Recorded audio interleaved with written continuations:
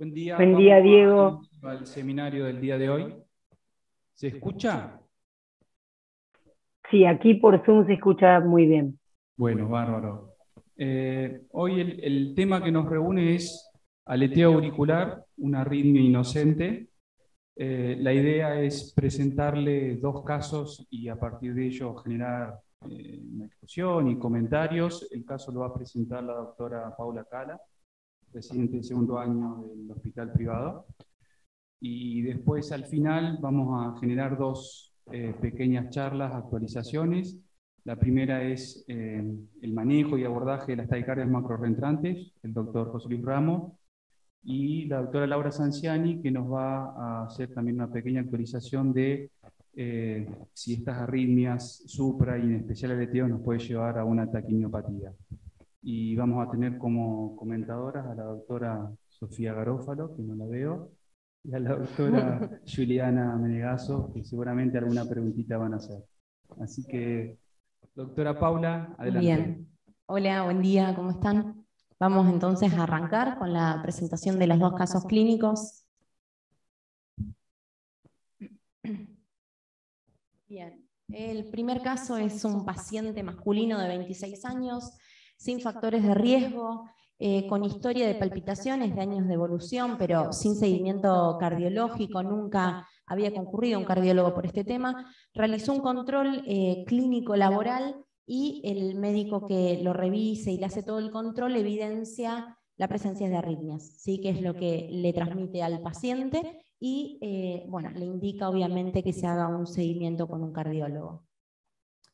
Este cardiólogo no era de nuestra institución, le pide varios estudios complementarios, entre ellos un ecodoppler cardíaco, donde tiene un BI de 55/40, una FEI del 54% y la verdad que ninguna otra alteración, ¿sí? No tenía trastornos de la motilidad, no tenía nada. Le pide también una ergometría que fue detenida por agotamiento, con buen comportamiento de la tensión arterial, no hubo presencia de arritmias, el paciente asintomático en todo el estudio, y además le pide un Holter, que bueno, el Holter sí evidencia la presencia de extrasístoles supraventriculares, ¿sí? Estuvo en ritmo sinusal durante todo el estudio, sí extrasístoles supraventriculares frecuentes y numerosos episodios de aleteo auricular de duración variable durante todo el estudio. Es por eso que el cardiólogo tratante en ese momento indica directamente tratamiento con bisoprolol 5 miligramos. Dame un segundito. Cortita pregunta para... Esto nos puede pasar a todos en el consultorio del día a día. Nos llega un paciente con historia de palpitaciones, le pidieron estudios y en el Holter tiene numerosos episodios, por lo que impresiona son aleteos auriculares. ¿Alguien hubiera hecho algo distinto? ¿Lo dejaría sin medicación? ¿Lo medicaría? ¿Están de acuerdo con haberlo dejado con bisoprolol? Esto es así tal cual se presentó en el consultorio. Mi pregunta para ustedes es, ¿cuánto puede ayudar en un paciente joven darle una medicación que en general lo va a hipotensar? Habitualmente, no sé la presión que manejaba este chico, pero a los 26 años probablemente tenga 11, 10 de presión, y darle 5 de bisoprolol lo va a hipotensar. ¿Y en cuánto me va a ayudar el bisoprolol en prevenir un aleteo auricular, que es una cuestión más organizada, ¿no? Me parece un poco la pregunta de los electrofisiólogos. Cuando uno ve esto en alguien joven, ya directamente... ¿tendría indicación directamente a derivar una ablación? ¿Tiene el sentido, más allá del bisoprolol, algún otro tipo de medicación como primera línea?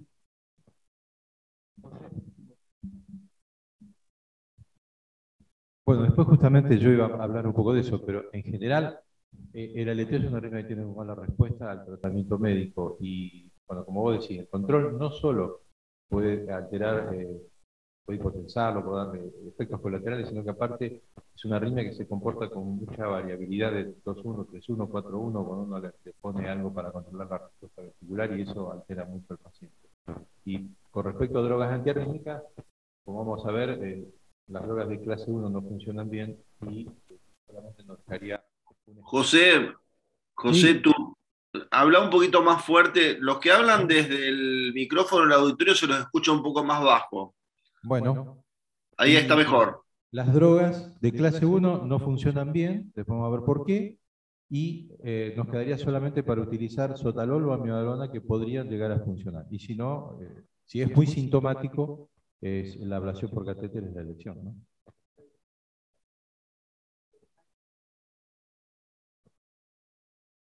No, yo no lo estudio. Evidentemente, si son episodios autolimitados, uno podría estar autorizado a dar la medicación, pero vemos lo que podemos dar. No tenemos muchas opciones. A mí me gustaría agregar primero un paciente de 26 años. O sea, a los 26 años ya tiene un aleteo auricular, lo cual implica una alteración anatómica estructural que obliga directamente a tratarlo. El bisoprolol, bueno, a mí no me gusta el sotalol, a José Luis le gusta, pero ningún betabloqueante es realmente un antiarrítmico. A los 26 años no le voy a dar antiarrítmicos durante 60, 70, 80 años, no sé lo que va a vivir. O sea, no sé lo que dicen las guías hoy en día, pero creo que la conducta de ablacionar, sabiendo de que es una alteración anatómica bien conocida, creo que es la indicación clara. Y de darle algo, mientras tanto, daría un antiarrítmico, cualquiera, pero no un betabloqueante. O sea, el betabloqueante para mí no tiene ningún efecto sobre esto. No. Buen día, habla Danilo de San Nicolás. No, solamente quiero aclarar una cosita, que el sotalol es un antiarrítmico, tiene efecto de clase 3 también, o sea, no es solo beta bloqueante, por eso puede funcionar acá. Pero yo estoy de acuerdo, ¿sí? Yo no quise ir directamente a un método invasivo esperando la respuesta de los demás, pero bueno, estoy de acuerdo. ¿Alguien quería hacer una pregunta? Sí, desde San Nicolás, Danilo, buen día. No sé si me escuchan. Sí. No, te quería preguntar, el paciente estaba asintomático, ¿verdad? Y no es un deportista. No, el paciente venía con episodios de palpitaciones. Ah, bien. No Sí, me había quedado claro pero eso. nunca había consultado. Bien, y no es un deportista de elite. No. Bueno, muy bien. Gracias. No, por favor. Bien. Aunque fuera asintomático, hay que tomar una conducta. O sea, no lo voy a dejar toda la vida con el aleteo, que ahora es paroxístico, pero mañana será permanente. Bien. No me había quedado claro si había sido un hallazgo. Bueno.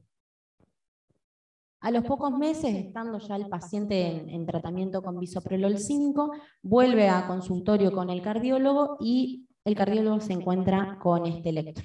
¿Sí? ¿Qué opinan? ¿Qué les parece? Venía cumpliendo, digamos, el tratamiento que le había indicado. ¿Sí? Yo coincido con lo que se viene diciendo. Esto es una realidad que lo que hacemos arritmia nos pasa siempre. O sea, pacientes con aleteo y vienen todos medicados. Y la mayoría con betabloqueantes y algunos con antiarrítmicos.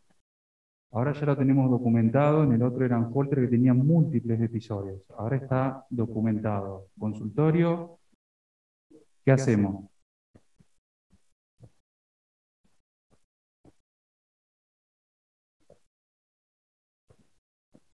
A ver, este es un caso que yo ahora les voy a comentar cómo lo conocimos nosotros. Todo esto que le estamos contando, esto es en otra ciudad. Nosotros recién lo conocemos al final del camino. Por eso es también mostrar un poco qué es lo que se fue haciendo y las decisiones que fueron tomando. Vos decís, Gargi, ablación, pero ahora el paciente lo tenés acá. ¿Qué hacemos? ¿Lo dejamos aleteado? ¿Lo medicás? ¿Qué conducta tomás? Ahora, con el electro. Con este electro. Cuando no existía la ablación, no, antiarrítmico. Pero había mejorado. Amiodarona. Era amiodarona en ese entonces. Obviamente, acá, justo son los celos míos. No, qué despelote. Hola. Bueno, no, la indicación es ablación. ¿Qué hago mientras tanto? Como tiene un aleteo de alta, ahí están 150 o más por minuto, lo que voy a hacer es... lo atendí, perdón, me hice todo al revés. Bueno. Indudablemente la indicación es ablación, mientras tanto tengo que frenar un poco la frecuencia, y acá sí le doy betabloqueante para frenar la frecuencia. No me acuerdo, él recibía 5 de biso, ¿no es cierto? Habrá que ver si puedo aumentar la dosis, esa es una opción. y después si no tendré que buscar la asociación con alguna otra droga. Ese es el planteo. Darle amiadarona no me convence porque va a ir a ablación. Si yo lo impregno de amiadarona, después me va a costar sacarlo. Me va a costar evaluar en el estudio electrofisiológico posterior a la ablación, en la misma ablación me va a costar evaluar realmente si después le suprimí el aleteo con la ablación, o sea que amiadarona no daría. Obviamente las clase 1 de fármacos pueden empeorar este aleteo, entonces buscaría alguna otra droga que frene el nodo AB. Probablemente ahí me inclinaría por digital asociada a beta bloqueantes. Eso lo quería para mantenerlo hasta que se ablacione. Pero ¿no sería más lógico ablacionarlo? Este paciente tiene muchas extracítoles supraventriculares que da la impresión que son el gatillo de este problema. Y en ese aspecto, el dar flecainida, por ejemplo, ¿no bajaría la posibilidad de que este aleteo se repita hasta tanto uno tome la decisión? Además, existiendo ahora la posibilidad de dar la de acción prolongada, que es una toma diaria, me parece que es una alternativa mucho menos agresiva para el paciente.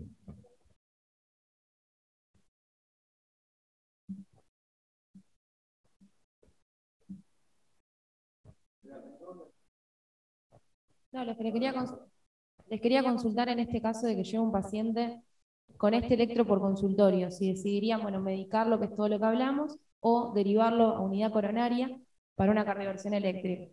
Sobre todo con un paciente joven y una arritmia bastante rápida. Sí, está rápida. Sí, yo creo que coincidencia. En principio, siempre un aleteo hay que tratar de revertirlo. El tema es que este paciente tenía aleteo auricular autolimitado y como planteaba, yo coincido, tenemos muchas posibilidades de que reente. Uno tendría que dejarlo con una droga antiarrítmica hasta que planifique la ablación. Lo que decís, Higinio, es que justamente este paciente, el problema de las drogas de clase 1, ya lo vamos a ver, es que el tal circuito y la acción de la fleque de las drogas de clase 1 sobre el circuito puede hacer esto que se haga incesante y se haga incluso con correce ancho, como vamos a ver después, pero en principio yo coincido que yo lo internaría y lo cardiovertiría en principio. Justamente en ese sentido estamos plenamente de acuerdo con José Luis. Ahora, con respecto a la pregunta que hizo Gigi, me llega este paciente a la guardia sin historia de aleteo. Yo puedo colocarlo en una unidad coronaria y chocarlo, pero también lo puedo tener en una unidad transitoria, una internación transitoria, y probar con 600 miligramos de propafenona, por ejemplo, a ver si el paciente me revierte, porque muchas veces eso ocurre. Es diferente un paciente que me cae por primera vez a este que ya tiene una historia. Y el que me cae por primera vez, yo puedo intentar 600 de propa, por ejemplo, tenerlo en la guardia, y si el paciente en un par de horas no revierte, me lo llevo a unidad coronaria. Pues son opciones, ojo, ¿no? Especialmente a veces que no tenemos cama en coronaria y el paciente lo tenemos ahí. Y si es joven, no tiene cardiopatía de base y todos esos chiches, ¿no es cierto? Perdón, buen día. No estoy de acuerdo con vos, Gargui, porque la propafenona tiene chances bajísimas de poder revertir un aleteo. O sea, es un poco para que quede el concepto para los residentes. No se puede hacer una droga clase 1C para intentar revertir un aleteo auricular típico como este. Sinceramente, las posibilidades son casi nulas y tenés también el riesgo, como va a hablar después José Luis, creo, de que el paciente tenga efectos colaterales serios a raíz de un clase 1C para el uso en el aleteo auricular. O sea, si uno piensa en revertir el aleteo, la primera cosa que tiene que pensar es internarlo y cardiovertirlo. Yo, Laura, estamos hablando de un paciente joven sin cardiopatía. Yo tengo experiencia al respecto, lo he hecho durante 500.000 años, cuando no teníamos ablación, cuando nos caían pacientes a la guardia, y mi experiencia personal no es mala. O sea, entiendo que esto te puede pasar un aleteo 1 a 1 y tener la complicación, pero tenés un aleteo 1 a 1 en un paciente joven sin cardiopatía, bueno, tengo tiempo para llevarlo al coronario y revertirlo, o sea, no es la muerte. Probar esto, y muchas veces, en mi experiencia personal, sale. Bien. Sí, entiendo que no es la muerte, pero me parece que es una pérdida de tiempo. y algo que no tiene en los libros y en ningún lado la opción de revertir un aleteo con drogas clase 1C. Bueno, lo que se decidió con el paciente fue internarlo, realizar la cardioversión eléctrica y ya en sinusal se mandó de alta al paciente agregando a su medicación habitual propafenona 300 miligramos día. ¿Sí? Con, obviamente, la indicación en ese momento ya de ablación por catéter. El inconveniente fue que el paciente al mes vuelve a documentar episodio de aleteo auricular, conducción AB2-1. ¿Sí? Este es el electro. Perdona, Pau. Sí. Al paciente cuando hace el aleteo, se lo cardiovierte, se lo deja con propa más bisoprolol, ahí le indican la ablación. Se hace la ablación y a los 30 días recurre con este electrocardiograma que ustedes están viendo. Se hace la ablación en otra institución y recurre con este aleteo otra vez. Mi pregunta para los electrofisiólogos es el tema de la propafenona. O sea, más allá de darle bisoprolol, que sabemos que no va a ser muy efectivo, si vos documentás una arritmia estructurada ya organizada como el aleteo, ¿se justifica dar la propafenona con el riesgo de que haga esto? No. Con nosotros no va a coincidir. O sea, nosotros a un paciente con... Sí, va a coincidir en el sentido de los tres. Yo tengo un aleteo documentado, por más que no tenga cardiopatía estructural, yo clase 1C no le voy a dar. Son pacientes que José Luis después lo va a mostrar y pueden tener una evolución tórpida a pesar de las experiencias individuales. Yo respeto las experiencias del Gargui, pero bueno, y lo vamos a ver también en las guías y las recomendaciones. Candela. ¿Cuál es la tasa de recurrencia de un aleteo después de una ablación? La ablación es bastante efectiva del tipo 1, pero te puede decir que está alrededor del 10%.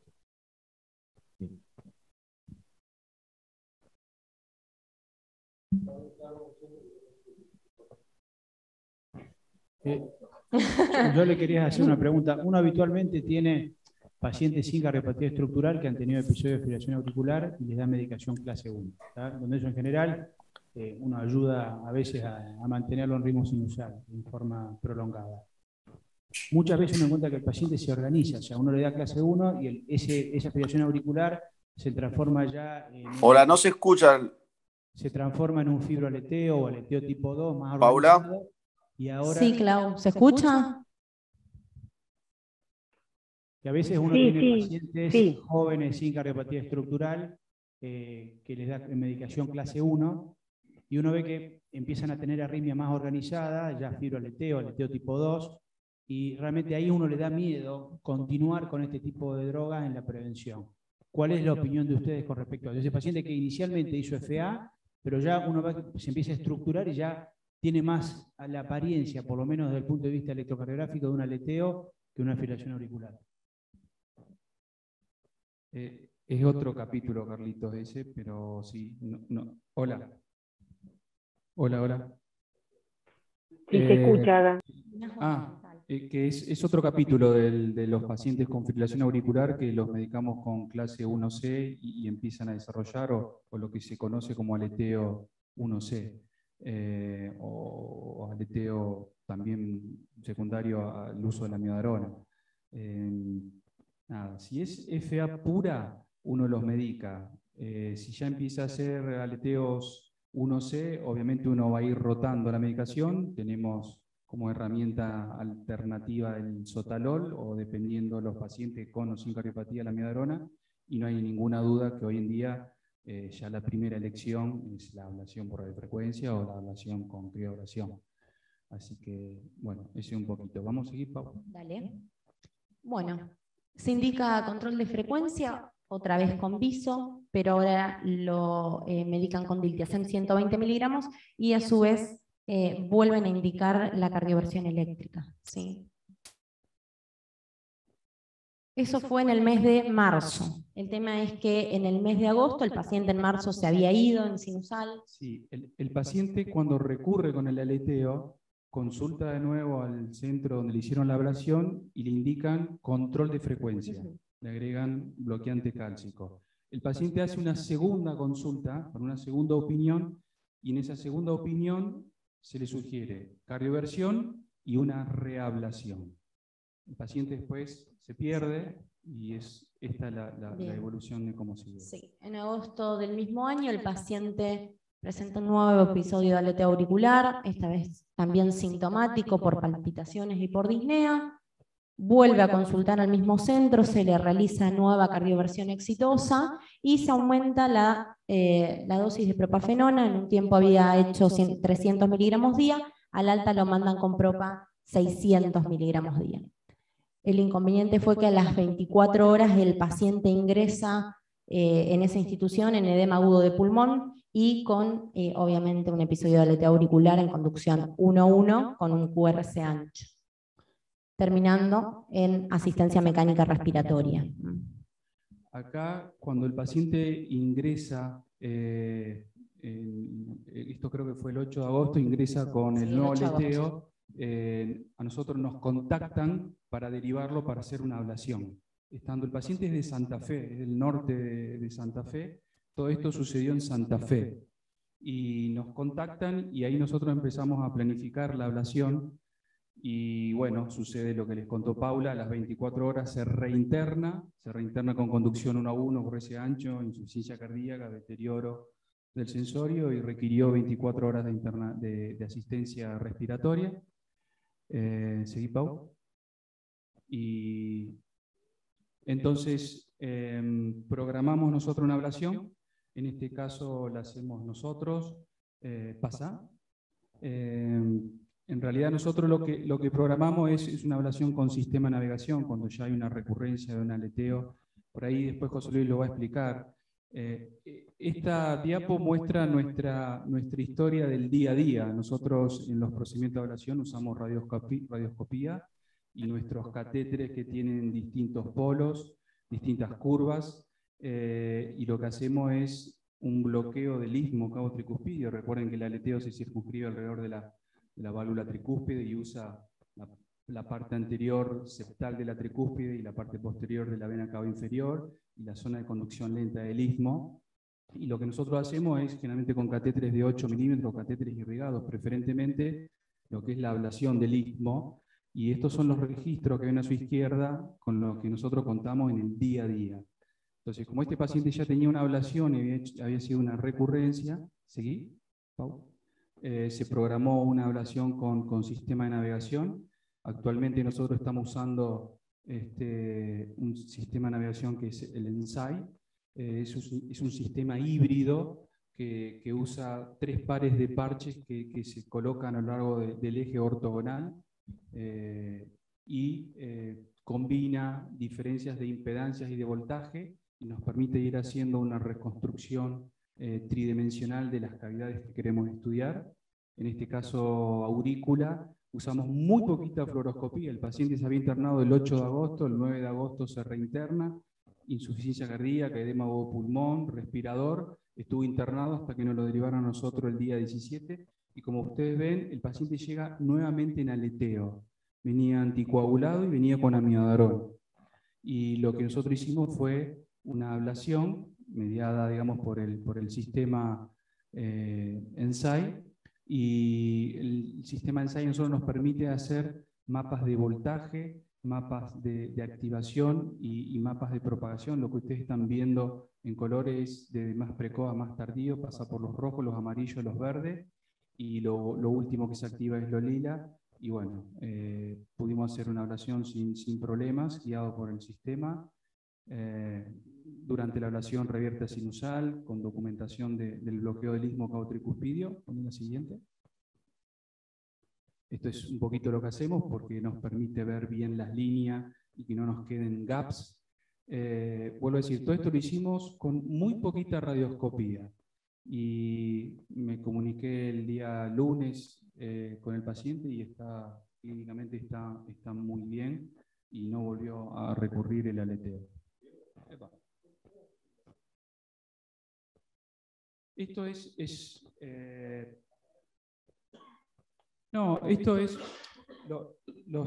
tiene 3 pares de parches. Los parches miden diferencias de impedancia, tienen un parche de referencia y usamos un catéter de referencia, que es un catéter que está en el seno coronario y va haciendo reconstrucciones. Todo el sistema va haciendo toda, a medida que nosotros vamos marcando, toma aproximadamente 100 puntos por segundo. Entonces va tomando todos esos puntos y va haciendo toda una reconstrucción. Y después tiene una aplicación que convierte la imagen 3D que nosotros vamos realizando, porque a veces queda como media tosca, la convierte a través de una aplicación en una imagen real, y a su vez nosotros la vamos superponiendo si tenemos, en el caso, por ejemplo, de las ablaciones de fibrilación auricular, con las tomografías, con la anatomía de las venas pulmonares, y vamos reproduciendo la anatomía. Todo esto lo hace el ingeniero que viene con el sistema y la consola. Bien, bueno, este ya es el electro posablación. Como dijo Diego, el paciente desde ahí en adelante hasta el día de hoy ya está en sinusal, no volvió a recurrir en episodios de aleteo auricular. Perdona un segundo, Pau. Sí. Yo no sé si vieron que cuando nos enviaron, viene el paciente y envían, nos mandan el ecocardiograma. Sí. Tenía, mostrar, Pau. Había, sí, tenía 45. No. Apenas, no. Perdón. No, cuando lo envían al paciente. Sí. Claro. 42 y de 42 a 45% de FACE. El eco,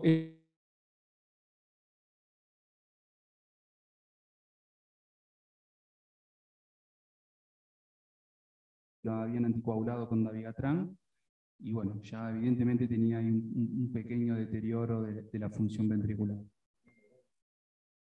Sí. Y ya posterior a la ablación, una FACE del 62%.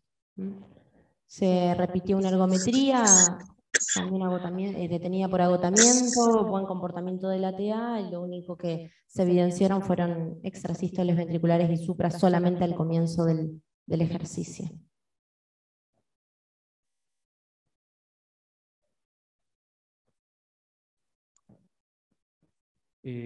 Si mal no recuerdo, a ver, habitualmente depende del tipo de aleteo, depende del paciente, depende de muchas cosas.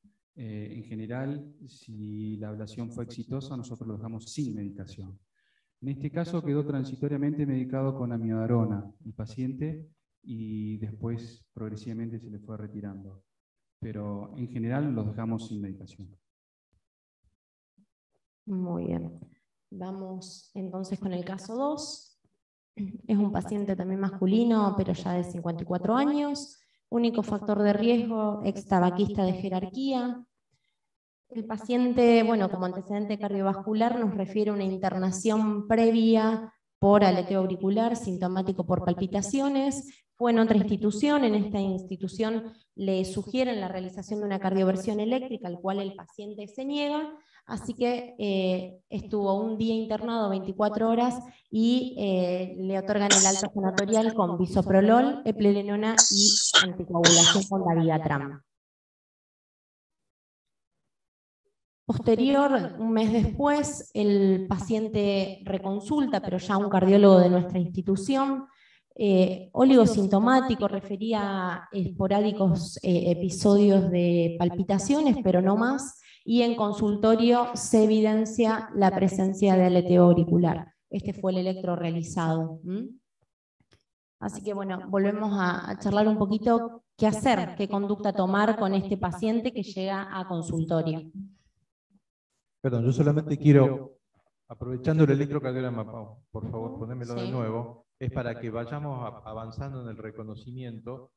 Observen bien el aleteo, como vieron el otro, uno lo puede denominar como tipo 1, común o antihorario, por las características de la deflexión de 2 de 3 y ABF, que tiene una deflexión negativa lenta y un ascenso rápido. contrapuesto a lo que es B1, que finalmente B1 es positivo. Eso ya define la posibilidad de un aleteo auricular, podemos, de acuerdo a la nomenclatura, tipo 1 común, o algunos le llaman directamente antihorario, etcétera, etcétera. Bien. Algunas opciones para seguir, digamos, con el paciente. Realizar un ET, nuevo ET con cardioversión eléctrica. Recordemos que el paciente ya venía anticoagulado con dabigatran, 150 cada 12. Realizar directamente internación a unidad coronaria con cardioversión eléctrica sin realización de un ET previo, o continuar con control de frecuencia, digamos, con el tratamiento médico.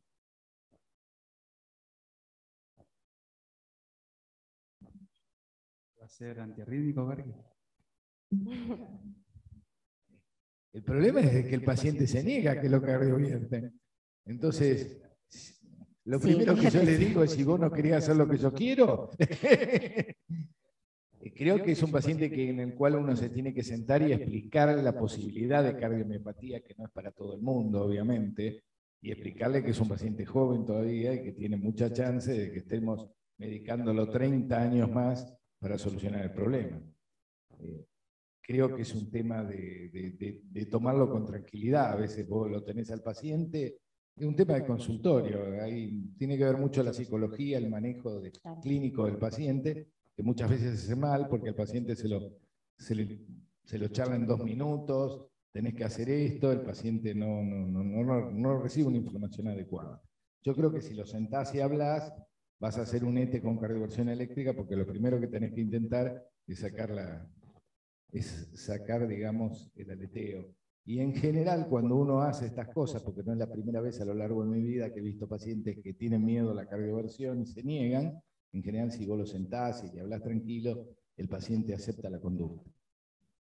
Sí, justamente, el paciente tenía miedo. En el caso de que no tuvieses un transesofágico, que hay muchas instituciones que no lo tienen y a veces lo dejan, con la arritmia crónica, que si el paciente está anticoagulado, ya lleva 4 semanas de coagulación y es un aleteo, además, uno podría revertirlo sin el transesofágico. Si no, parece que esa conducta no existiese. Hay muchos centros que no cardioverten porque no tienen transesofágico, y en este caso creo que es lo que podríamos hacer. Si yo tengo a mano el transesofágico, lo uso. Ahí eso no te olvides nunca. Ahora, si no lo tengo, tenés razón.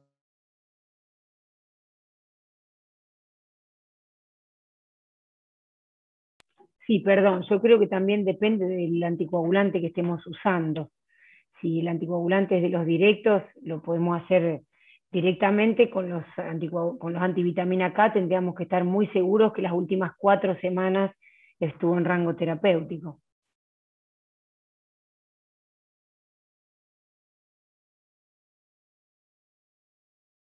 ¿Puedo hacer una consulta con respecto a esto? Sí, Sebastián. Termino con esto. Cuando habla de prevención del tromboprofilaxis en aleteo auricular, se está tomando de las guías de FA. No existe nada escrito exclusivamente. Es todo indicación de expertos. O sea que tengamos en cuenta eso también.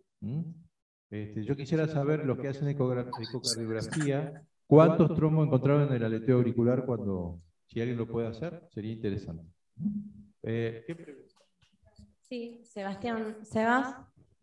Sí, quería consultar porque con Diego tuvimos una paciente que la tenemos, pues todavía no está terminada la conducta, en la cual ella estuvo anticoagulada más de un mes con directos, que estaba con rivaroxaban, con dabigatran, y posterior al mes, de todas maneras, planeamos la cardioversión y le hicimos un transesofágico y encontramos trombo en la orejuela. La pregunta es esta: cuando uno pasa este mes de anticoagulación y cardiovierte sin ET, eso está suponiendo que ese coágulo que está en la aurícula, al ya estar el paciente bien anticoagulado, no tendría por qué generar un evento. ¿Es así o no?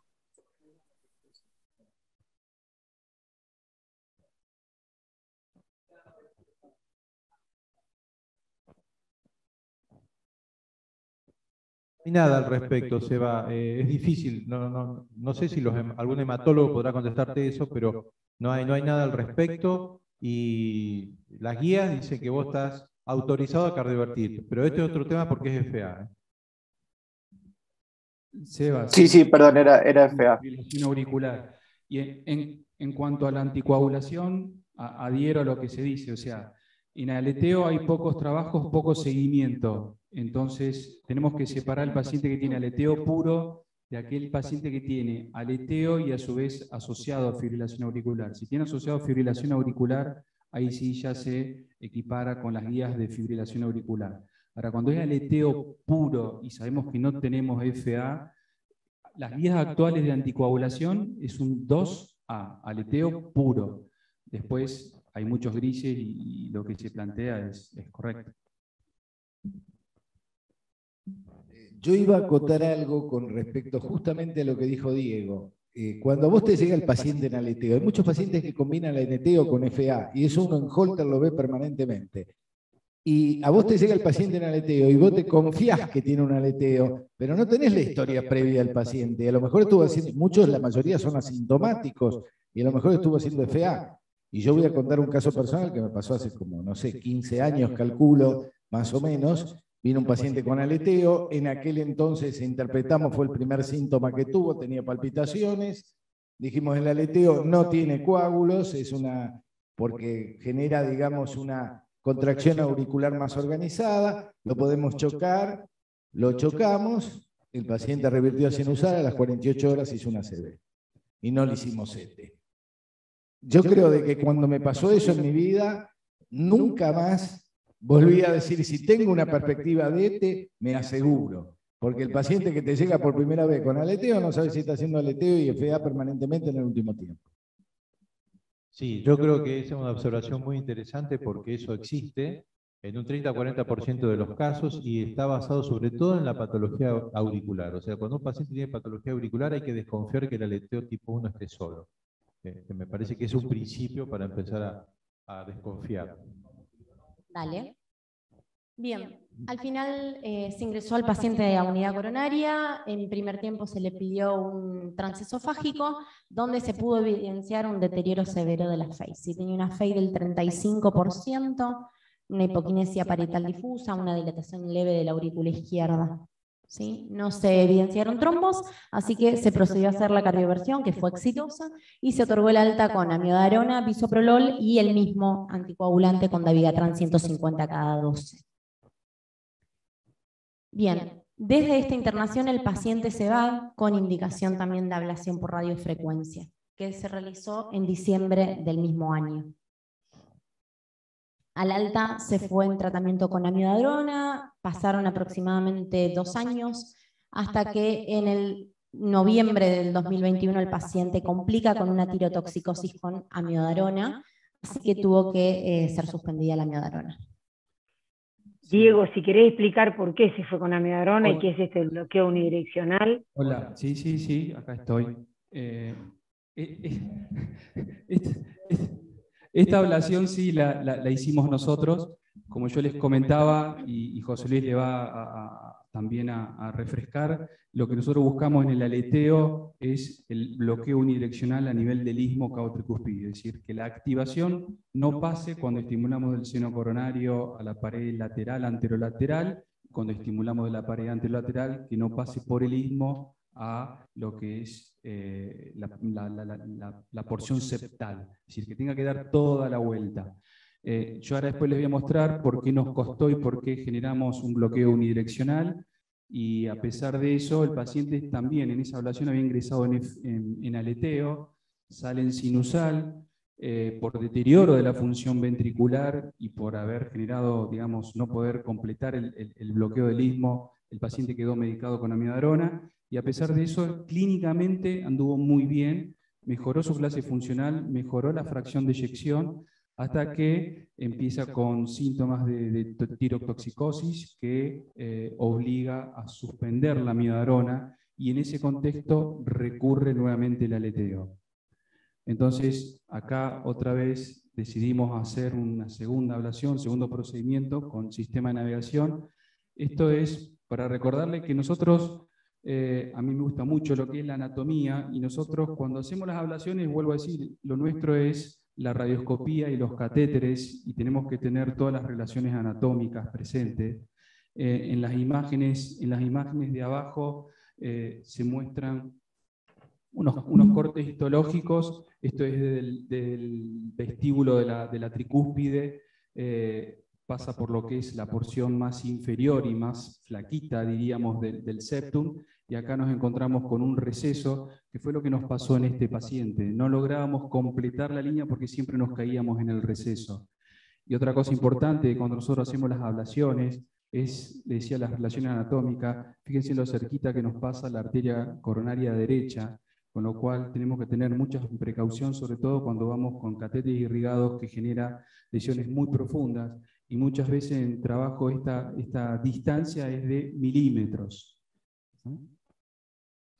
Esto es lo que nos encontramos en el paciente nuestro, que tenía este receso. Entonces nosotros en la ablación estándar siempre nos caíamos y no podíamos completar el bloqueo del istmo.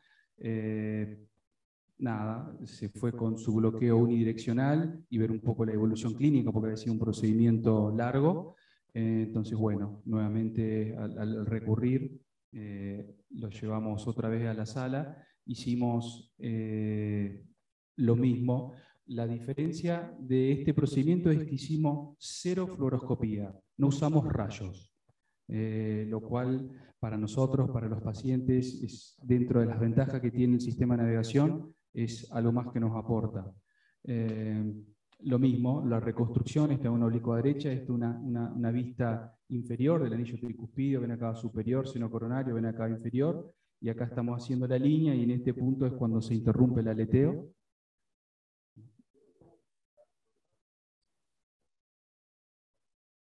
Todo, ahí vamos haciéndolo con un catéter.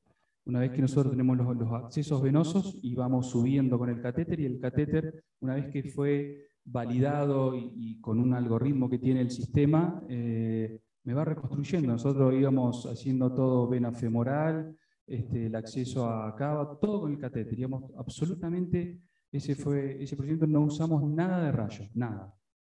Este es el receso con el que nosotros nos encontramos. Este es el anillo tricúspide. Habitualmente nosotros tenemos que hacer una línea que recorre desde la tricúspide y caer en la vena cava inferior. Este recorrido, nos encontramos con este receso que hacía que no podamos completar esa línea. Y bueno, con el sistema de navegación nos permitió ir viendo dónde quedaban esos gaps y por dónde pasaba la activación a través de los mapas de activación y de propagación.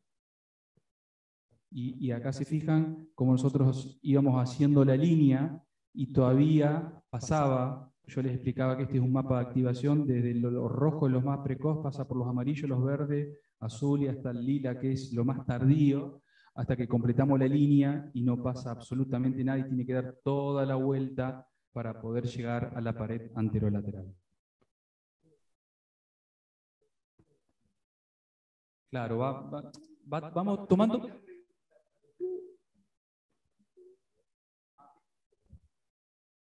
No, Carlitos me pregunta si la reconstrucción la hacemos a partir de los electrogramas. En realidad lo que vamos haciendo es tomando puntos. Todos estos puntitos que ustedes ven acá, todos estos puntitos son los puntos que va tomando nuestro catéter. Y ya les vuelvo a decir, son aproximadamente entre 96 y 100 por segundo. O sea que va haciendo una reconstrucción rapidísima.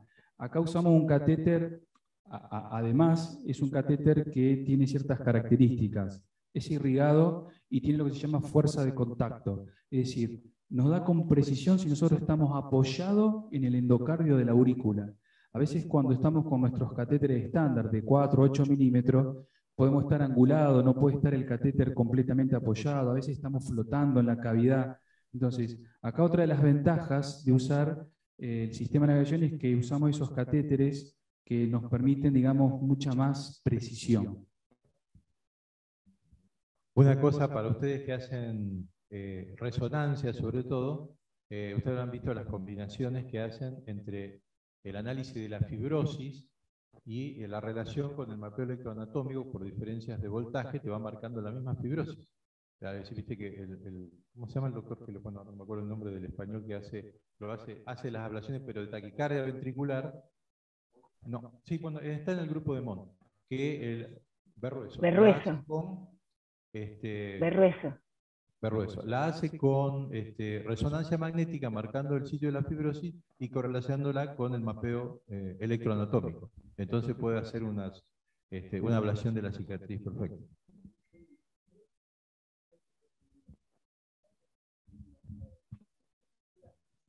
No, para una... No, también pregunta Carlos si previo a este procedimiento no es de utilidad una tomografía. Para el caso del aleteo, no.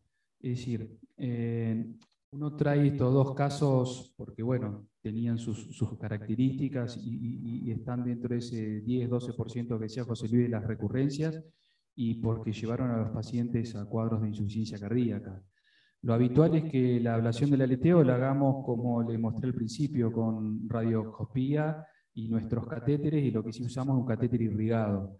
Entonces, no necesitamos llegar a un sistema de navegación. Ya cuando es recurrencias, cuando hay otro tipo de cardiopatía, cuando son pacientes que tienen cicatrices, e incluso lo que nos pasa a nosotros es pacientes con ablaciones previas tienen cicatrices, y si bien el aleteo puede ser electrocardiográficamente típico, por ahí puede ser noísmico. Entonces, en general, el 80-85% de los aleteos que nosotros vemos son el tipo 1, el antihorario, y la mayoría de esos también, casi el 90%, son istmodependientes, pero hay muchos aleteos que, a pesar de ser típicos en electrocardiogramas, no dependen del istmo. Entonces, bueno, no llegamos a veces a esto.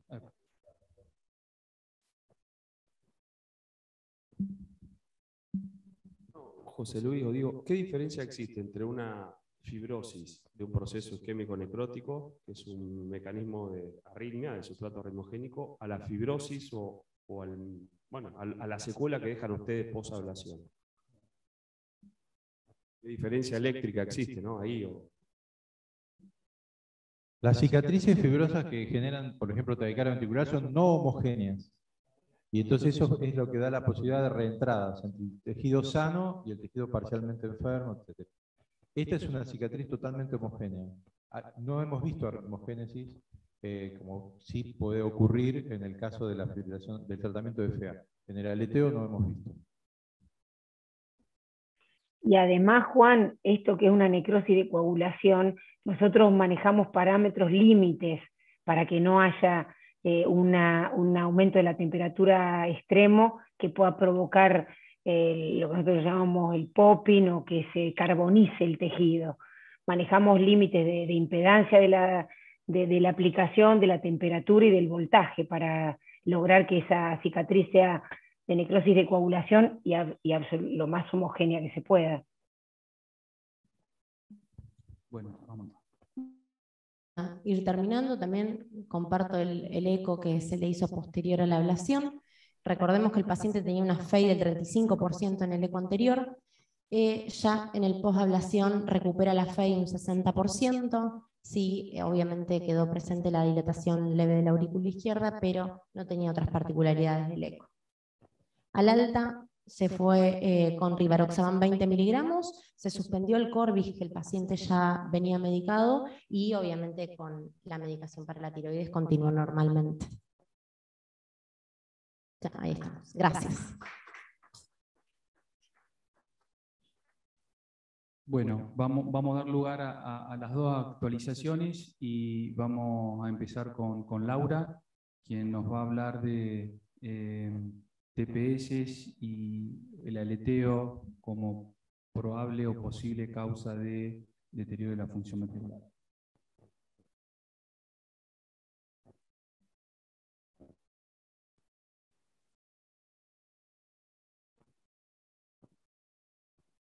Sí, ahí estamos. ¿Laurita? Sí, aquí estoy. Bueno, en esta oportunidad vamos a hacer un repaso breve de lo que sucede en este caso con estos dos pacientes, que es la presencia o la aparición de una miocardiopatía inducida por una taquicardia. ¿Por qué es importante este tema? Bueno, por dos motivos. Primero, porque es más común de lo que muchos piensan, y segundo, porque es una de las pocas causas de miocardiopatías que puede lograr ser reversible o parcialmente reversible. La tríada que habitualmente diagnostica las cardiomiopatías inducidas por arritmias es la presencia de una arritmia no controlada, la disfunción del ventrículo izquierdo y la recuperación funcional total o parcial del ventrículo izquierdo luego de que pudo tratarse con éxito la arritmia causante.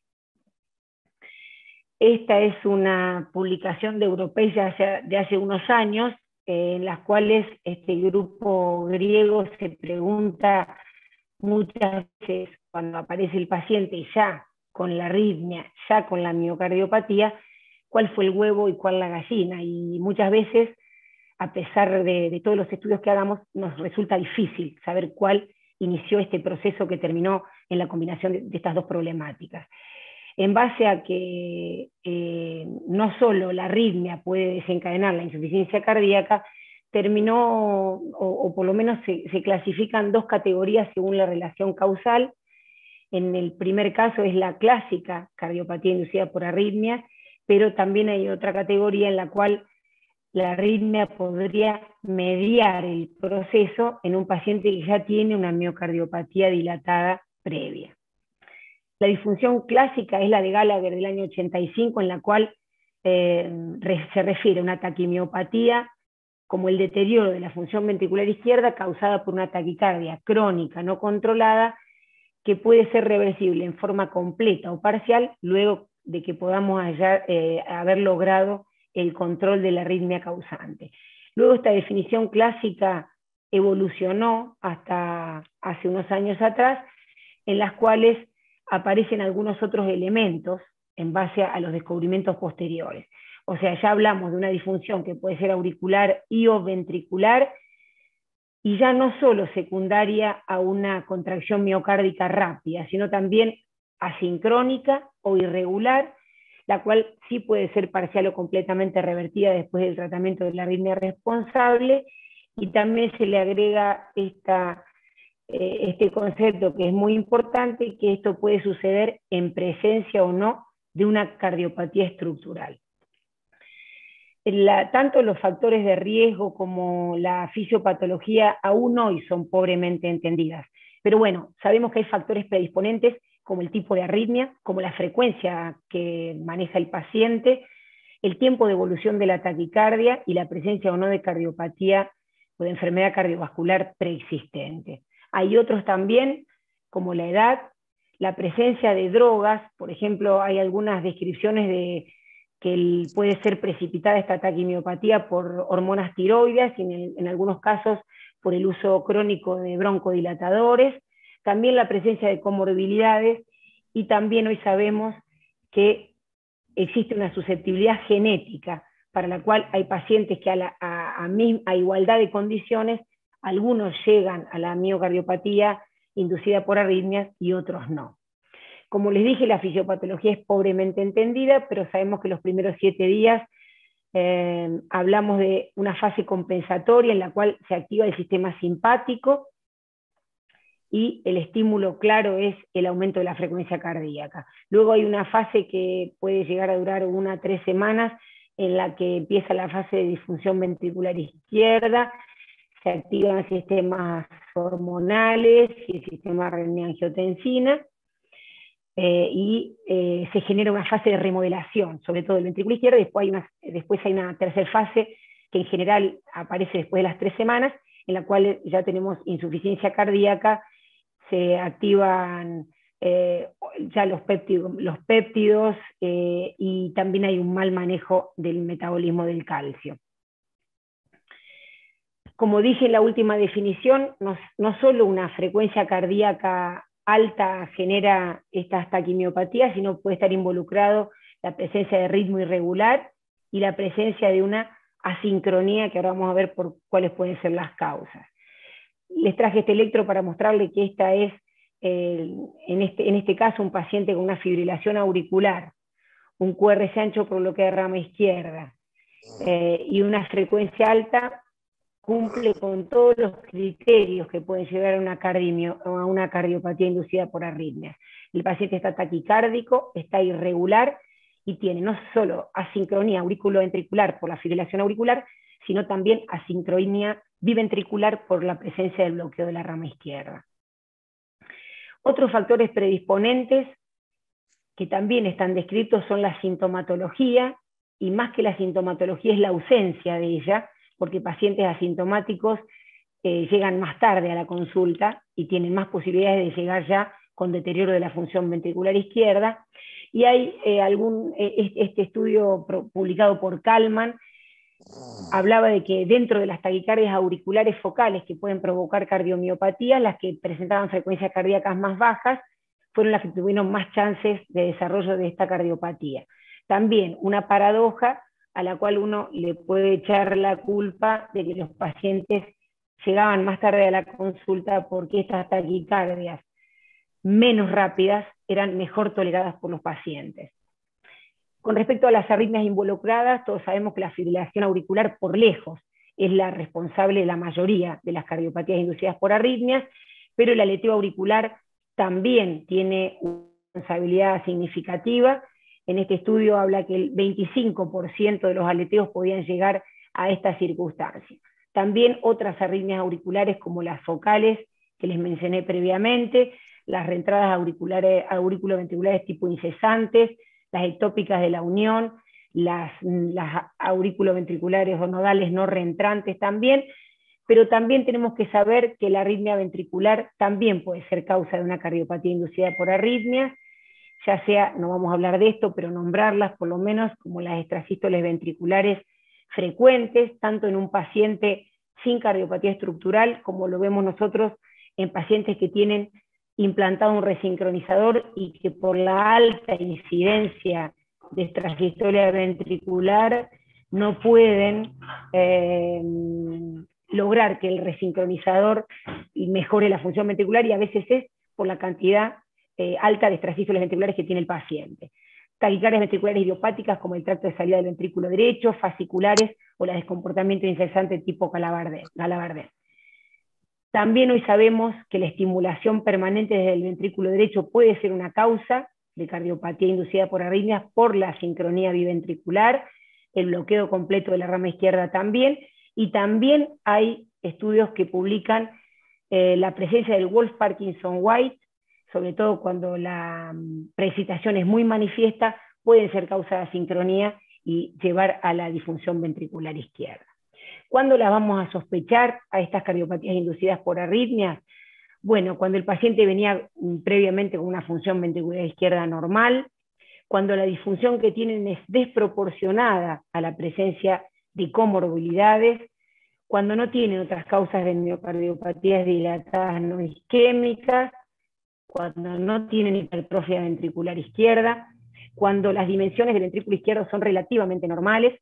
Esta que marqué en rojo es muy importante, cuando la mejoría de la función ventricular izquierda se nota rápidamente después del control de la arritmia, por eso dentro de la denominación de cardiopatía inducida por arritmia, el diagnóstico a veces puede ser retrospectivo, cuando mejora la función ventricular izquierda, y cuando el paciente se deteriora rápidamente luego de que la arritmia recurre. También una característica de este tipo de pacientes en los cuales probablemente les queden algunos cambios ultraestructurales a nivel miocárdico.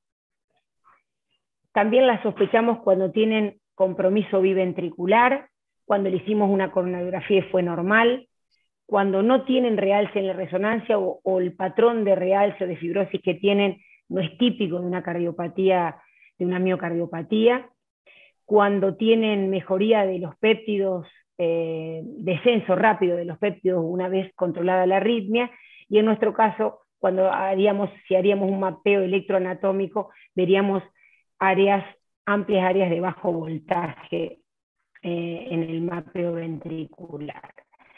Traje este estudio fue publicado en el 2018, tiene una forma o un diagrama de flujo que me parece muy práctico, en el cual toman 4 puntos en cuenta, y en base a eso van llegando al diagnóstico, que como verán, tiene algunos puntos retrospectivos y algunos otros puntos son, digamos, por descarte.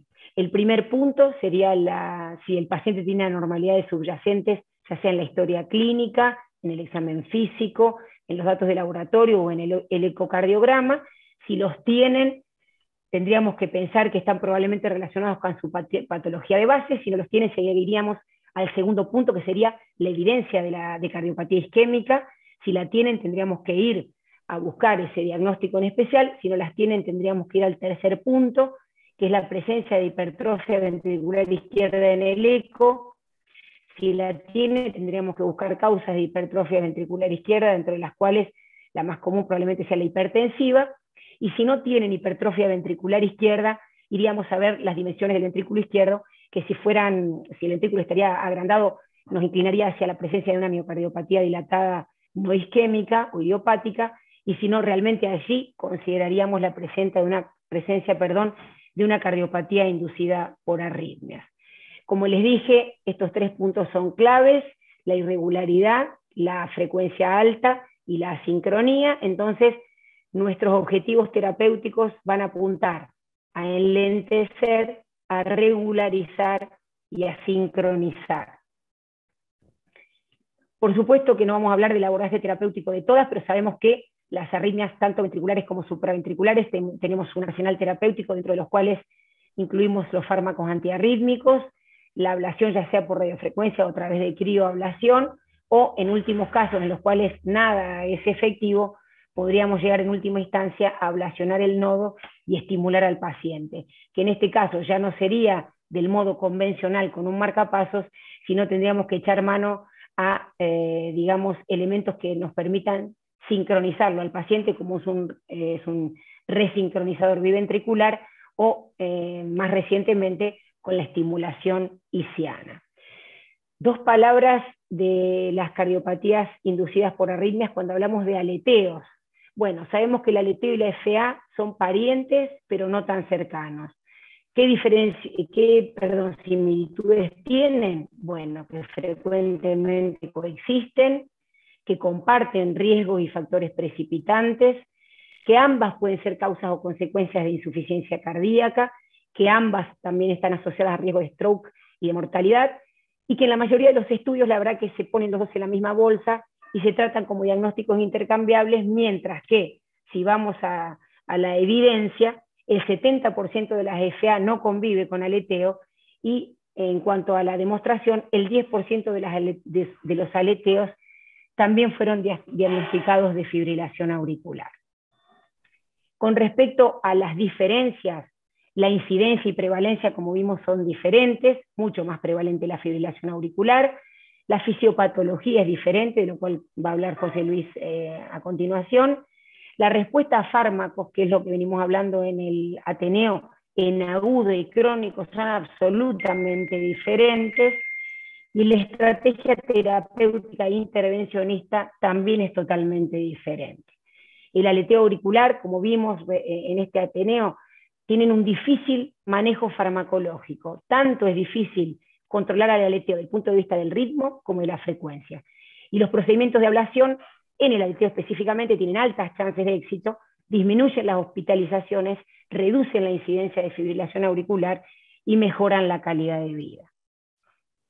Este es un estudio en el cual se analizaron 1.269 pacientes que fueron ablacionados de aleteo auricular, dentro de los cuales hubo un subgrupo de 184 pacientes que tenían deterioro de la función ventricular al momento de hacer la ablación.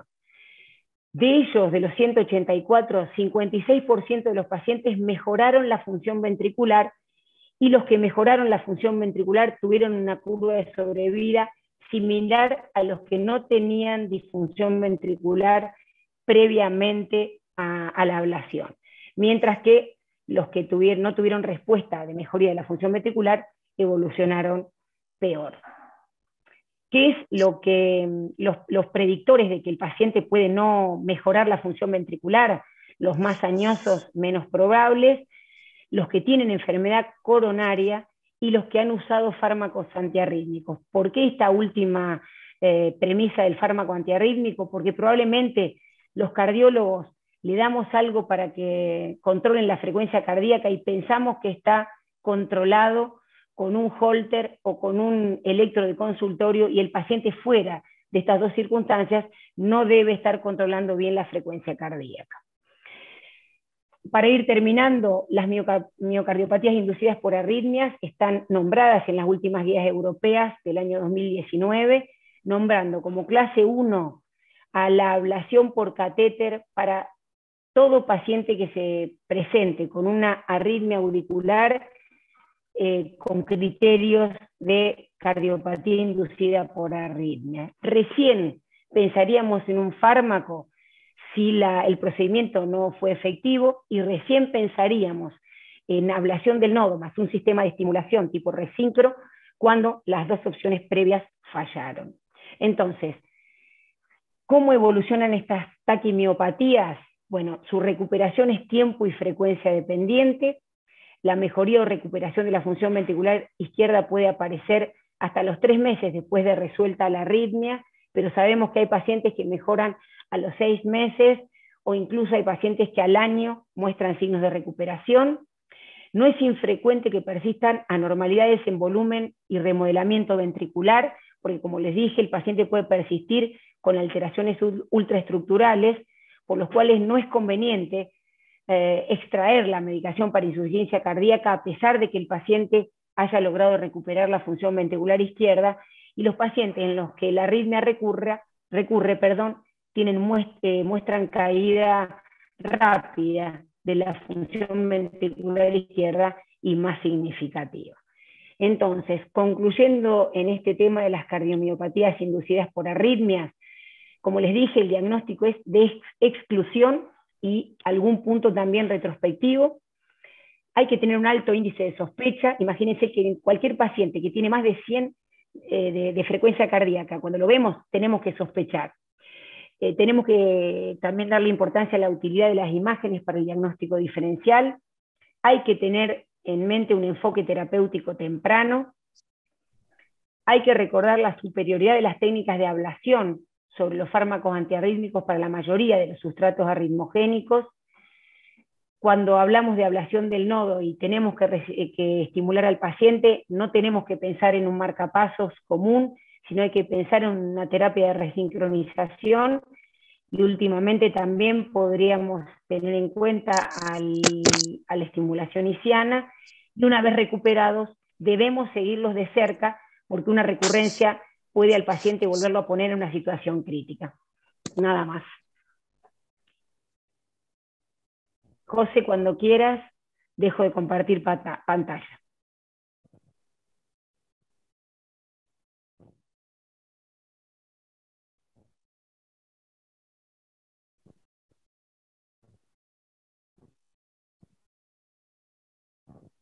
Hola. Bien. Invertimos por un problema de Laura. En realidad lo mío va a apuntar solamente a una cosa más clínica, porque creo que ya vieron bastante de electrofisiología, y la idea es cómo reconocer y abordar las taquicardias auriculares macrorreentrantes. Perdón. Lo importante es que ustedes reconozcan en principio que la macrorreentrada se refiere a una especie de mecanismo electrofisiológico, y el término aleteo es más bien una definición de tipo electrocardiográfica clínica.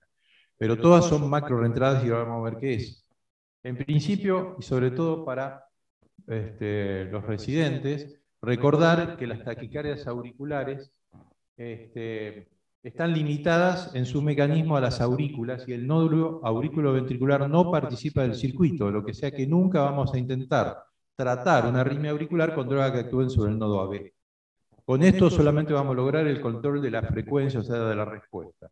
Distinto es cuando hay taquicardias como la reentrada nodal o la reentrada auriculoventricular, que utilizan sí el nodo como parte del circuito, y yo actúo directamente sobre eso para interrumpir la taquicardia.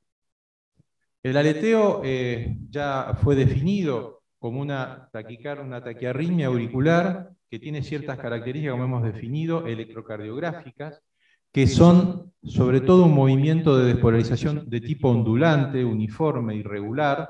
Después vamos a ver las características en cada tipo, y que tiene, por supuesto, como ustedes ven ahí, algún grado de bloqueo auriculoventricular. Generalmente es 2:1, y que debe ser diferenciado de las taquicardias auriculares focales, que tienen no solo un distinto mecanismo, un distinto tratamiento, y que la diferencia hay en que una y otra es que en la taquicardia auricular focal hay línea de base entre cada despolarización auricular. En cambio, en el aleteo no lo hay, es una línea continua y vamos a ver por qué se produce eso. Ustedes siempre recurren a esto para identificar el aleteo, es decir, tratar de bloquear de alguna manera parte de la conducción a través de masajes senocarotídeo o drogas para poner en evidencia la despolarización auricular del aleteo que de este tipo. Ahora bien, ¿qué es una macrorrentera auricular? Lo podemos definir como un movimiento continuo de despolarización amplio a través de un obstáculo grande. ¿Por qué la aurícula cumple estos requisitos? La aurícula tiene fundamentalmente la crista terminales, donde hay lo que se llama conducción anisotrópica. ¿Qué es esto? Es muy sencillo de entender. Entiendan solamente que una va en forma transversal y la otra longitudinal. Son los dos tipos de conducción que hay a nivel de la crista, y predomina en los pacientes que tienen aleteo la conducción longitudinal. Esa disociación de conducción provoca estos potenciales fraccionados de conducción y la posibilidad de un movimiento circular que gira alrededor. Hay dos obstáculos en la aurícula que está dado por las dos venas, tanto la cava superior como la inferior, que desembocan aquí, y en la zona de desembocadura, como le mostró Diego, del istmo cavo tricuspidio, o sea, entre la desembocadura de la vena cava y de la inserción de la tricúspide, se genera otra zona de conducción lenta, que son los participantes del circuito de macrorrentera del aleteo. Esto es en el aleteo tipo 1. Esto se reproduce en otros tipos de aleteo, como vamos a ver rápidamente. La identificación del tipo 1 ya lo vimos. ¿Por qué? Porque esa activación de la macrorreentrada en forma circular desciende por la pared anterolateral y sube por el septum. Este es el mecanismo antihorario y da lugar a este tipo de despolarización en D2, D3, ABF y en B1, que son opuestas. Este es un principio básico para el diagnóstico electrocardiográfico. Tanto la forma de despolarización lenta rápida en la onda de Flatter como la oposición en la despolarización. Esto ocurre en el 80 a 90% de los casos de aleteo y se define como el aleteo tipo 1 común o antihorario. También tenemos la posibilidad en un menor cantidad de casos que este flutter sea inverso, este aleteo, esta macrorreentrada, descienda por el septum y ascienda por la pared anterolateral girando en torno a los mismos obstáculos. Esto da que sea totalmente opuesta a la despolarización con ondas Flatter positivas de D3 y ABF y negativas en B1. Entonces, esto en un porcentaje menor, quizás por las características de cambio de conducción anisotrópica a nivel del istmo, gira en torno a lo demás. El tratamiento es exactamente el mismo. En ambos casos, la idea es, como decía Diego, demostrar en el estudio electrofisiológico que el istmo forma parte de ese circuito del aleteo y hacer un bloqueo del istmo en forma bidireccional. Son electrocardiogramas, a veces pueden coexistir en el mismo paciente, es raro, pero pueden coexistir tanto el aleteo tipo 1 común como el no común o de tipo horario.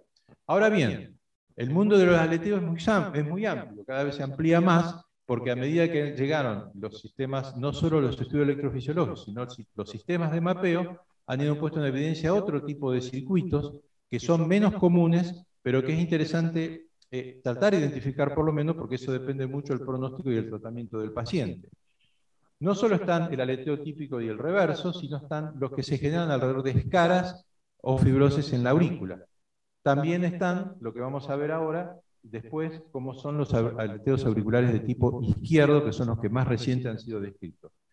Diego citó en algún momento que hay algunos aleteos que giran en torno a las venas, sobre todo la vena cava inferior. Es difícil de diferenciar del aleteo tipo 1 porque esto de alguna manera pasa por el istmo y muchas veces nos encontramos con que ablacionamos el istmo y el aleteo toma otra característica. Pero esto tiene prácticamente un enfoque similar. ¿Qué pasa con los aleteos cicatrizales? El antecedente es importante. Nunca va a tener un aleteo cicatrizal un paciente que no fue o reparado una CIA o tiene algún antecedente de una cirugía cardiovascular donde le pusieron un tubo en la aurícula. Es decir, eso genera una fibrosis y el aleteo entonces ya no gira en torno a toda la vena cava, a toda la aurícula, sino en torno a esa cicatriz. Esto electrocardiográficamente se puede diferenciar raramente porque puede tomar este tipo de morfología un poco más rápida. Generalmente en B1 pueden tener algún atisbo de retraso mayor dado por por un giro a través de alrededor de esa fibrosis, dando una especie de W invertida. Esto se puede ver, pero es raro. Pero sobre todo siempre lo que vemos son aleteos que tienen ondas de flutter más importantes, más significativas que el aleteo tipo 1 común, como ven acá, o más definida de acuerdo a la patología.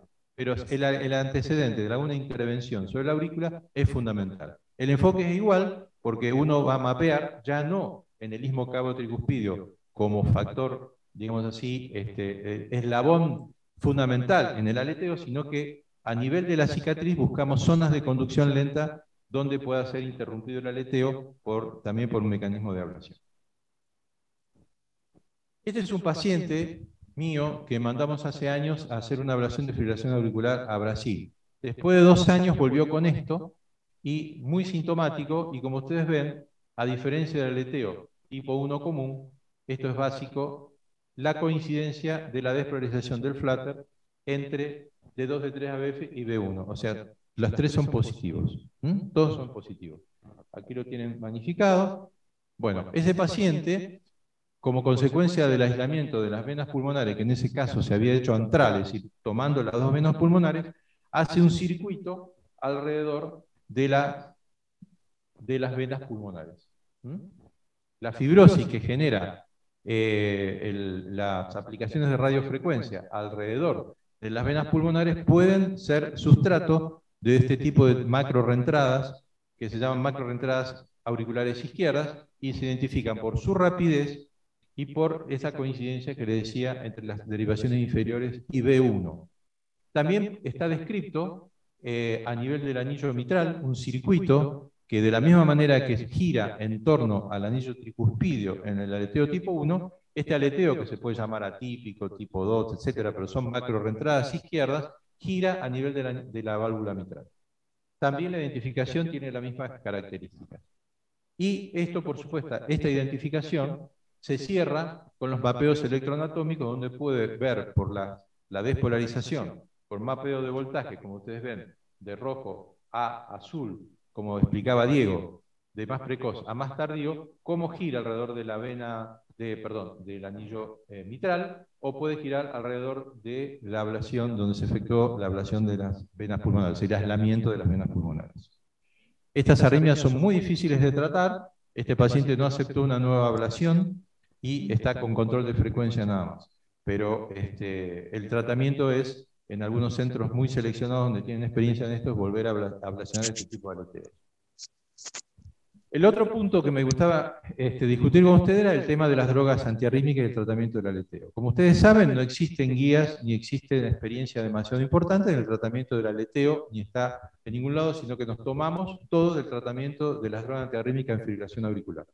Cuando repasamos las drogas que usamos en el tratamiento de la fibrilación auricular, las drogas de clase 1C, para que ustedes recuerden la farmacología, tienen la característica de actuar sobre la velocidad de despolarización, pero no actúan sobre el periodo refractario. ¿Qué quiere decir? Cuando yo trato una arritmia, imagínense usted una ventana por la que pasa gente tirándose a su través. Para yo evitar que la gente se siga tirando, ¿qué tengo que hacer? Cerrar la ventana. Eso es aumentar la repolarización, o sea, alterar la repolarización. Y el otro efecto es disminuir la velocidad a la que se tira la gente. Esa es la manera en que actúa la droga antiarrítmica ideal. Las drogas de clase 1 actúan sobre la velocidad a la que se tira la gente. O sea, va a disminuir la velocidad a la que se tira, pero no va a actuar sobre la ventana. ¿Qué quiere decir? Que van a pasar menos gente y el nodo AB, ¿qué hace? Conduce más. Si yo paso 600 latidos, el nodo me permite pasar 150. Si paso 300, me puede permitir pasar todos los latidos. Entonces, ese es un principio básico de las arritmias, por los cuales siempre en la fibrilación auricular tratamos a veces de asociar un beta bloqueante para evitar ese paso por el nodo AB tan rápido. Por eso la droga más, digamos, que actúa idealmente es el amiodarona y en segundo caso el sotalol, pero ¿qué pasa? Tenemos, bueno, los efectos colaterales que nosotros conocemos. Esto es lo que pasa a veces cuando tratamos, como decía Carlitos antes, una fibrilación auricular con drogas de clase 1. La organiza y aumenta la frecuencia, es decir, lo transforma en una especie de aleteo, que a veces puede ser similar al tipo 1, como decía Diego, le llamamos aleteo tipo 1, tipo 1C, y puede aumentar su frecuencia y puede hacerse menos tolerable para el paciente en estos casos. Existe la posibilidad, está descrito, que en algunos pacientes seleccionados añosos hacer un tratamiento híbrido. Muchas veces se ha intentado en el paciente que no puede hacerse una ablación de FA por su alto riesgo, ablacionar aleteo y combinar drogas antiarrítmicas para la fibrilación auricular. Hablamos de pacientes con FA añosos, con mucha cardiopatía, etc. Esto es lo que podemos obtener de tratar un aleteo y que es lo que puede haber pasado con nuestro primer paciente. Es decir, que la droga, al darle clases de drogas de clase 1C, disminuye la frecuencia, pasan más latidos, eso la transforma en un aleteo tipo 1A1, pero además, por el hecho de disminuir la velocidad de despolarización, puede ensanchar el QRS semejando a una taquicardia ventricular. Los pacientes se pueden descompensar rápidamente con este tipo de aleteo. Por supuesto que, como hablábamos antes, bueno, el tratamiento ideal al que llegamos es la ablación del aleteo, sobre todo en el tipo 1, donde hay mucha experiencia y los resultados son muy buenos. Bueno, acá se ve, acá lo hemos visto, la interrupción, pero ustedes me dirán, ¿y hay pruebas? Bueno, hay un solo trabajo que yo encontré hace años que lo vengo mostrando porque no hicieron otro, ya no hace falta, donde compararon amiodarona versus ablación y se ve la diferencia en el resultado de prácticamente 0% de recurrencia o muy cercano al 0 y buena evolución con la ablación por radiofrecuencia. Por último, es interesante volver a retomar el tema de la relación entre fibrilación auricular y aleteo auricular. ¿Por qué? Porque vemos a veces que la fibrilación auricular es iniciada por un aleteo, es lo que se llama taquicardia inducida por la taquicardia, y eso está descrito. Y también vemos lo otro. Acá vemos, por ejemplo, este es un trabajo prácticamente único, donde vemos que una fibrilación auricular sin drogas de por medio se organiza a nivel de esa estructura derecha, que yo les decía, donde se puede generar una macrorreentrada y organizarse. Tal es así que hemos visto hasta aurículas derechas aleteadas y aurículas izquierdas fibriladas. O sea que la relación existe, está relacionada con la existencia de cardiopatía estructural o miopatía. Existe un concepto nuevo introducido desde un consenso de hace un par de años de todas las sociedades de electrofisiología sobre el concepto de miopatía auricular, donde evidentemente los pacientes no solo pueden tener evidencia de una aurícula dilatada, sino como ha sido escrito, incluso lo hemos charlado muchas veces con Jorge, por el tema de la disminución de velocidad de conducción intraauricular, existen fibrosis que ha sido incluso medida por resonancia magnética en pacientes que tienen aleteo y que tienen hasta un 20-30% de generar también coexistentemente fibrilación auricular. O sea que siempre hay que pensar que el aleteo puede no estar solo, que puede ser, el aleteo puede inducir una fibrilación auricular, que una fibrilación auricular pueda coexistir, pero sí lo que no me gusta es que se lo denomine fibriloaleteo. No existe el concepto electrofisiológico de fibriloaleteo. Sí existe la coexistencia o la transformación de uno en otro, porque lo que antes llamábamos fibriloaleteo, que hoy generalmente son las macrorreentradas izquierdas, han sido mapeadas y han sido, y se ve la organización. Yo no traje tantas cosas para no marear y no abundar, pero bueno, la existencia existe y eso hay que tenerlo en cuenta para el tratamiento y para la prevención del tromboembolismo. O sea, que como conclusión lo único que puedo decir es que con un electrocardiograma tenemos que tratar de hacer un diagnóstico correcto, reconocer el tipo de macrorreentrada para un mejor planteo terapéutico, diferenciarlo de las auriculares focales. Siempre, como ya hemos visto, la presentación aguda de la cardiovisión eléctrica es el tratamiento de elección y en el tratamiento a largo plazo evitar las drogas tipo 1C, es complicado tratar el aleteo, considerar la ablación y siempre tener en cuenta esa relación entre las macrorreentradas auriculares y la fibrilación auricular.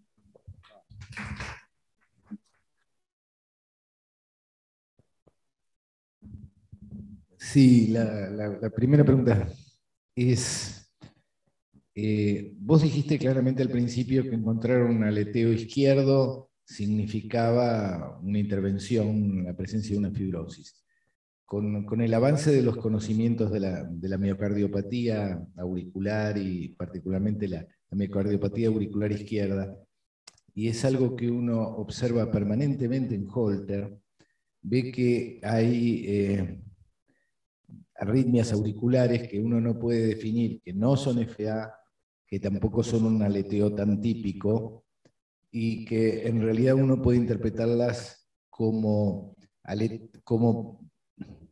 no serían tampoco macro reentradas auriculares izquierdas, sino un intermedio, porque como pequeñas reentradas de un poco de mayor volumen auricular, ¿no es cierto?, del lado izquierdo. En esos pacientes que generalmente tienen una aurícula izquierda dilatada y que bueno, uno no lo interpreta bien y le cuesta ponerle un rótulo, porque ese es el paciente que te pasa de FA a lo que parecen episodios de aleteo que en realidad no lo son, sino son pequeñas macrorreentradas izquierdas, y que también pueden hacer aleteo auricular típico. No sé cómo llamar eso, porque tampoco son taquicardias auriculares. No sé cuál es tu impresión al respecto.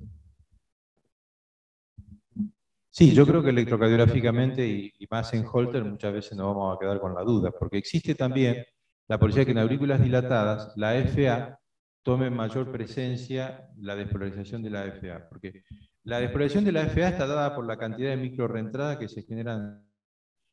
Jalife, que es un investigador en electrofisiología, tiene lo que se llama una caracterización muy interesante, porque él lo compara a que de las venas pulmonares surge como si fuera una ola que se mete en un lago y disrumpe en diversos círculos, ¿no es cierto? Y eso lo compara a la FA. La cantidad de círculos o de microrreentrada que genere eso da la característica electrocardiográfica de la FA. A diferencia de la única diferencia que uno podría establecer es que si uno le mete un catéter multipolar, como hace el doctor Merino, y analiza la sonda de despolarización, es lo único que puede caracterizarlo. Es muy difícil, yo estoy de acuerdo. Esa es la palabra. De todos los circulitos chicos, de golpe hay uno que es más grande y que domina la aurícula. Merino, cuando hace las caracterizaciones de las macrorreentradas, vos ves que en el electrocardiograma se ve una cosa totalmente anárquica, vos decís, esto no es FA. Y sin embargo, con los catéteres uno puede identificar un cierto grado de organización y con el mapeo hay un movimiento circular alrededor de un obstáculo que te caracteriza que eso uno lo puede interrumpir en un determinado lugar. Eso en la FA no se consigue. Sí, seguro, claro que sí.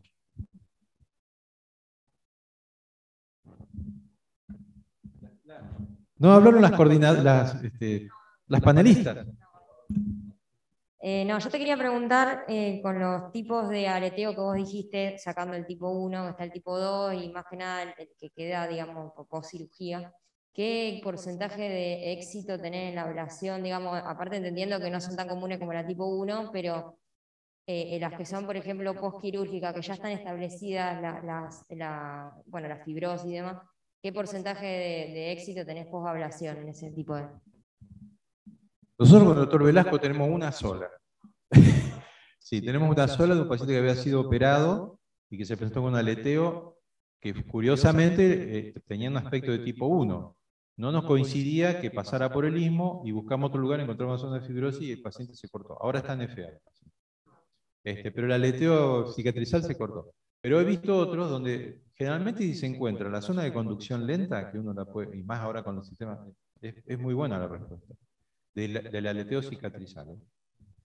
Las macrorreentradas auricular izquierda le cuestan a todo el mundo. A todo el mundo. Yo te quería preguntar sobre el procedimiento en sí, sobre la ablación. ¿Cuáles son las complicaciones más frecuentes que ustedes ven? No, en el aleteo tipo 1, yo no recuerdo haber tenido complicaciones. No, en general... No. Sí, ¿viste? Lo estamos contagiando.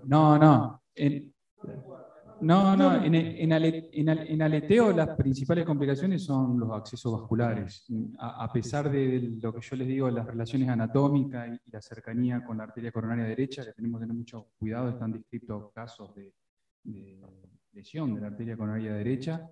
En aleteo prácticamente no, salvo cuando uno va haciendo la retirada del catéter, que no se nos escape y se nos vaya al nodo AB y toquemos el nodo AB. En lo que es fibrilación auricular es otro mundo. Ya fibrilación auricular, nosotros de nuestra estadística Las únicas dos complicaciones que hemos tenido ahora es con crío, parálisis del nervio frénico, una intraprocedimiento, no fueron acá en el HPR, una intraprocedimiento que se resolvió y otra que se resolvió a los 3 meses, como está, digamos, descrito. Después no hemos tenido complicaciones, pero que las hay, las puede haber. Uno trata de minimizarlas en la punción. Acá una pequeña fístula, sí. Pero uno trata de minimizarlas cuando hacemos la punción transeptal guiada con eco, por el riesgo de taponamiento. Nosotros no vamos ni al techo ni a la pared posterior, por el riesgo de lastimar el esófago. Bueno, después otras complicaciones no hemos tenido, salvo esas dos del frénico que se resolvieron. Sí.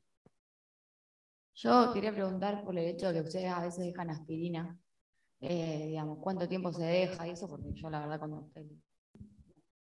No, en el aleteo no sirve dejar aspirina, digamos. Uno a ciertos pacientes seleccionados los deja anticoagulados. Por ejemplo, nosotros tuvimos un paciente con mucha carga de un chat muy alto, que sospechamos que podría haber hecho episodios de FA en algún momento, pero tenía siempre aleteos y drogas de por medio. A ese paciente lo dejamos anticoagulado por lo menos 3 meses. Y lo de la aspirina, yo digo que para mí hay que irlo abandonando en otros procedimientos, porque lo hacemos por rutina de hace años, sobre todo cuando hacemos procedimientos izquierdos de otra índole, por ejemplo, un Wolf, una TPS, que hagamos un abordaje izquierdo, pero uno debería irlo abandonando. Sí, cuando es al lado derecho no deberíamos dejar, el tema es la digrupción endotelial, sobre todo cuando vamos al lado izquierdo. Bueno, gracias.